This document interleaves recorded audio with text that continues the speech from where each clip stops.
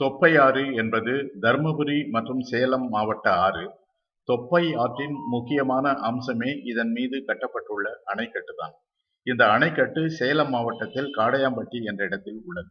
தொப்பை ஆறு அணைக்கட்டு தொப்பூரை அடுத்த வனப்பகுதியை ஒட்டி அமைந்துள்ளது. இந்த அணையின் கொள்ளளவு 298.34 மில்லியன் கன அடி. இதன் நீளம் 435 மீட்டர். செக்காரப்பட்டி, தோப்பூர், கம்மம்பட்டி, வெள்ளார், தேத்திகிரிப்பட்டி, மல்லிகுந்தம் ஆகிய கிராமங்கள் இந்த தொப்பையாறு அணைக்கட்டினால் பாசன வசதி பெறுகின்றன. மொத்த பாசனம் அளிக்கும் பரப்பு 5330 ஹெக்டேர். தர்மபுரி மாவட்டத்தின் பகுதிகள் மற்றும் சேலம் மாவட்டம் ஏற்காடு மலை ஆறுகள் மூலம் தொப்பையாற்றிற்கு தண்ணீர் வரத்து வருகிறது. தொப்பை ஆற்றின் நீர்வழி பரப்பு 269.9 சதுர கிலோமீட்டர். தொப்பூர் கணவாய் என்பது ஒரு மலை கிராமம். இது தர்மபுரி மாவட்டத்தில் உள்ளது. இது சேலம் மற்றும் தர்மபுரி நகரங்களுக்கு இடையே அமைந்துள்ளது. இந்த கணவாய் இது சேலத்திலிருந்து வடக்கு புறம் 35 கிலோமீட்டர் தொலைவிலும் தர்மபுரியிலிருந்து 25 கிலோமீட்டர் தொலைவிலும் அமைந்துள்ளது. இஸ்லாமிய மக்களுக்கு தொப்பூர் தர்கா என்பது மிகவும் முக்கியமானது.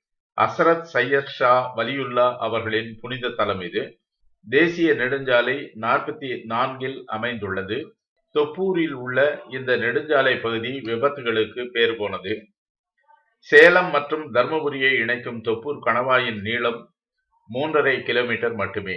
இந்த கணவாய் மலைகள் மற்றும் காடுகளும் அடர்ந்த பகுதியாக உள்ளது. இரவு நேரங்களில் பேய்கள் இங்கு நடமாடுவதாகவும் அதனால்தான் இந்த பகுதியில் விபத்துகள் அதிகம் நடப்பதாகவும் சொல்லுகிறார்கள். லாரி ஓட்டுநர்களை கேட்டால் இது மரணச்சாலை என்று சொல்லுகிறார்கள். மரணச்சாலை என்று வர்ணிக்கப்படும் இந்த தொப்பூர் சாலை மூலமாக இதுவரை 20 அல்லது 30 தடவை நான் பயணம் செய்துள்ளேன். இதுவரை ஒரு பேயும் என் கண்ணில் சிக்கவில்லை. ஆயுசு கெட்டி எனக்கு என்று நினைக்கிறேன்.